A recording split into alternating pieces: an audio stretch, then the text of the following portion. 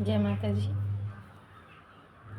माता जी का टाइम चल रहा है, नवरात्रि चल रहा है। मैं आप लोग को एक चमत्कार यानी सच्ची घटना बता रही हूँ जो मेरी खुद की है। और ये क्यों बता रही हूँ लास्ट में भी बताऊँगी आप लोग को। एक बार हमारे मतलब पेट में जो था वो पॉइजन हो गया था। अगले साल जनवरी की बात है, पॉइजन हो गया था। और ट्यूब होता है ना हमारे पेट में जो नली, तो उसमें वो कोई कचरा वगैरह फंस गया था जो पॉइजन का रूप ले लिया था। तो नली कितना बड़ा होता है, बहुत पतला होता है, वो कभी भी फट सकता था। तो डॉक्टर का कहना था कि अभी तुरंत जैसे मैं अल्ट्रासाउंड कराए तो डॉक्टर ने बोला बहुत रिस्की है और तुरंत इनको एडमिट कर दीजिए, ऑपरेशन करा दीजिए। घर में किसी को भरोसा ही नहीं हुआ कि ये अचानक क्या हो गया, क्योंकि पेट में हमारे दर्द था। तो लेकर लोग गए थे हॉस्पिटल। तो लोग बोले कि अच्छा ठीक है, ऑपरेशन करा देंगे, पर 1-2 दिन का मौका दीजिए। तो लोग बोले कि नहीं, आप 1 सेकंड का भी मौका मत लीजिए, क्योंकि मौत बिल्कुल खड़ी है। तो मैं क्या की कि वहाँ से उठ के डॉक्टर के पास से उठ के आके गाड़ी में बैठ के रोने लगी। मैं बोली नहीं, मैं नहीं जाऊँगी। तो दूसरे दिन मैं अपने हस्बैंड को बोली किसी दूसरे डॉक्टर को भी दिखाते हैं ना, प्राइवेट वाले पैसे लेने के चक्कर में ऑपरेशन करने लगते हैं। फिर दूसरे दिन दूसरे डॉक्टर के पास जाया गया। आप ये समझिए कि बनारस, लखनऊ, सुल्तानपुर, अकबरपुर कोई ऐसी जगह नहीं थी जहाँ हमारा अल्ट्रासाउंड नहीं हुआ, जहाँ हमने किसी कौन ऐसा डॉक्टर है जिसको हमने नहीं दिखाया। मतलब 20 डॉक्टर। सुबह 8 बजे हम निकल जाते थे, शाम को 5-6 बजे तक वापस होते थे। सारी जांचें होती थी और सारी जांचों में एक ही चीज़ निकलता था। और दर्द इस तरह करते करते करीब 20-25 दिन बीत गया।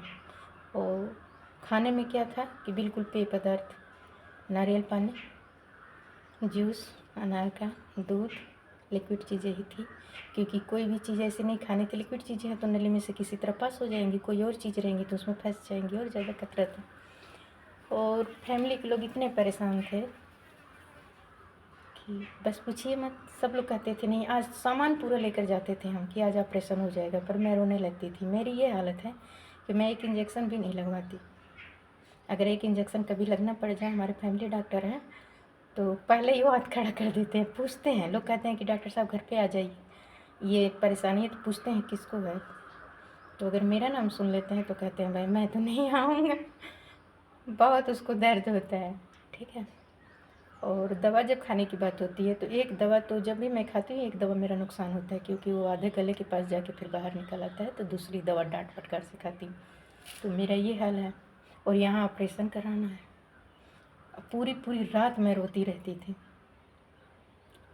और कुछ समझ में नहीं आता था कि क्या करूँ। ऐसे एक एक दिन बीतता गया।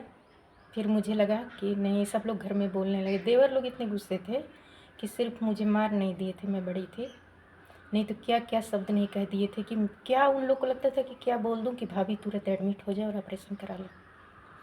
फिर मुझे एक दिन लगा कि नहीं, अब बिना ऑपरेशन कर चलने वाला नहीं है। सब लोग बोले कि कुछ मत सोचो, पर एक बेटा है उसके लिए सोचो, तुम्हारा ज़िंदा रहना बहुत ज़रूरी है।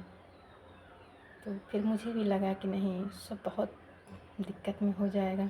और बेटा ऐसा है कि बस ये समझिए कि पल्लू पकड़ के पीछे पीछे चलने वाला बेटा है ना। रात को पेट पे हाथ रख के सोने वाला बेटा है। बहुत सोची तो फिर मैं बोली कि ठीक है। दर्द भी बढ़ता जा रहा था, पूरी रात दर्द रहता था। मैं बोली ठीक है, ऑपरेशन करा लेते हैं।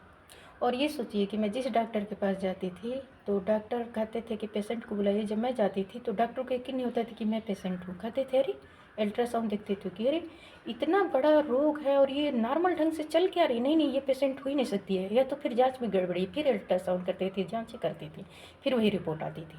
मतलब डॉक्टर परेशान थे कि इतना बड़ा रोग और पेशेंट ऐसे। और फिर भी मैं नॉर्मल रहती थी बिल्कुल। सब लोग बहुत दुखी था, बहुत परेशान था। सब लोग मेरे पास आता था तो रोने लगता था, पर मैं हंसती रहती थी। कभी मैं रोई नहीं किसी के सामने, अकेले में रोती थी। रात में पूरी रात रोती थी। फिर मैं सोची नहीं, मुझे ऑपरेशन कराना है और गई, एडमिट हो गई मैं। जब आज ऑपरेशन वाले में ओटी में लेके जाना होता है मैं बहुत रोई थी, मम्मी को पकड़ के, सास को यानी देवर को, हस्बैंड को, सबको पकड़ के बहुत रोई थी, क्योंकि मुझे लग रहा था कि अब तो वापस आने वाली नहीं हूँ मैं। तो पर माता जी का स्मरण था, तो मैं बोली माता जी अब आप देखिएगा। हमारे हस्बैंड भी माता जी को, माँ वैभव लक्ष्मी को, हम हस्बैंड वाइफ दोनों बहुत मानते हैं। तो हम दोनों फास्ट रखते हैं फ्राइडे का, हस्बैंड वाइफ दोनों पूजा करते हैं। तो मैं गई, और डॉक्टर का यही कहना था कि जब ये फटेगा उस टाइम इनको फिर कोई बचा नहीं पाएगा। और ये देखिए कि जब मैं गई, यहाँ से गई, तो मुझे ओटी में ले जाने लगे लोग। तो जब लिटाया गया मुझे, तो जैसे मैं लेटी, धड़कनें मेरी बहुत तेज़ हो गई। लोग कहने लगे कि ये ओटी से वापस इनको कर दिया जाएगा, इनका ऑपरेशन नहीं होगा, पसीना पसीना।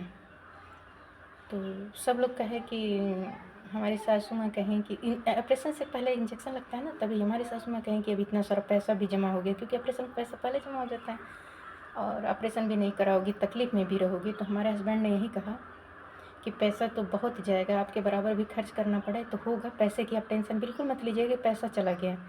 आपको दिल हो रहा है कि ऑपरेशन कराना है तो आप कराइएगा, नहीं तो हम आपके लिए कोई फोर्स नहीं करेंगे, क्योंकि उनको लगता था कहीं ऑपरेशन हुआ कुछ गड़बड़ ना हो जाए। तो मैं जब गई, मुझे लिटाया गया, आँख पे हमारी पट्टी बंधी हुई थी। तो ये समझिए कि लगा कि मुझे सिरहाने माता जी, माँ वैभव लक्ष्मी खड़ी हैं, कोई खड़ा है ऐसे मेरे सिरहाने पीछे, और ऐसे सर पे हाथ रखा है मेरे। ऑपरेशन और जैसे उन लोगों ने ऑपरेशन करना शुरू किया, वैसे वो फट गया। देखिए फटा तो, पर डॉक्टर की निगरानी में जाने पे फटा। डॉक्टर के पास जब हम गए तब फटा। तो फिर डॉक्टर ने, हमारे मामा ससुर हैं वो डॉक्टर हैं, तो उन लोग थे, ऑपरेशन जब होने वाला था तो उन लोग बाहर खड़े थे। बुलाए, हमारे हस्बैंड को बुलाए, मामा जी को बुलाए, देवर को बुलाए, दिखाए कि अब तो ये फट गया।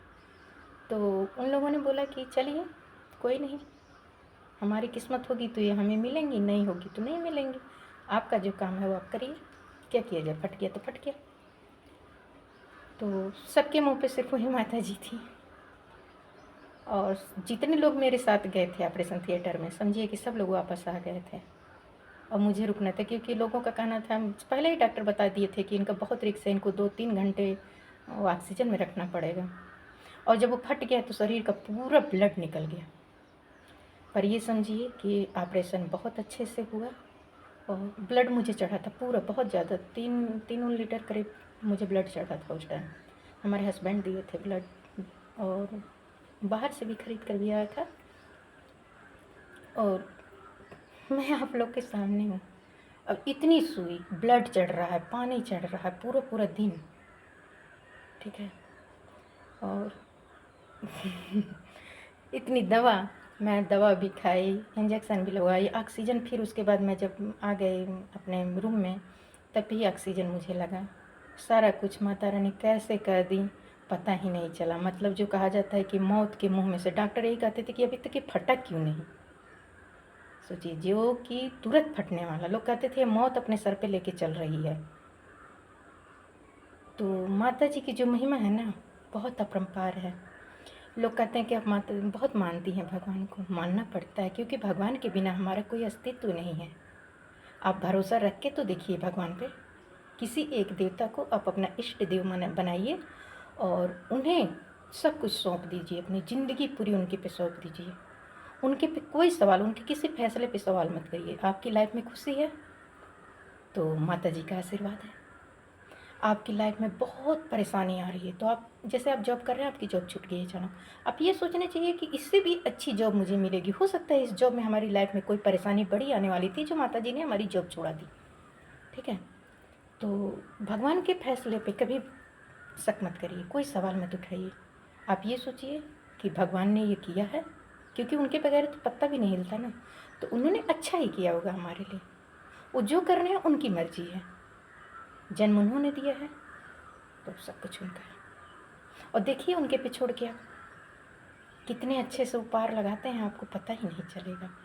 हमारी कहानी सुनाने का मतलब यही था कि भरोसा करिए, अपने भरोसे को मत डगमगाइए। थोड़ा सा कष्ट पड़ता है तो नहीं भगवान ने ये कर दिया, भगवान ने वो कर दिया, नहीं, बिल्कुल भी नहीं। भगवान ने सुख दिया तो बहुत अच्छा, भगवान ने दुख दिया। भगवान कष्ट पे कष्ट उसी इंसान को देते हैं जिसके अंदर सहने की क्षमता हो। वो देखते हैं कि इसका भरोसा कब डगमगाता है हमारे ऊपर से, डगमगाता है या नहीं डगमगाता है। जो सबसे प्यारे भक्त होते हैं भगवान उन्हीं की परीक्षा लेते हैं। ठीक है, तो विश्वास बनाए रखिए भगवान पे। ठीक है, बाकी अपना ख्याल रखिएगा, खुशहाल रहिएगा। राधे राधे।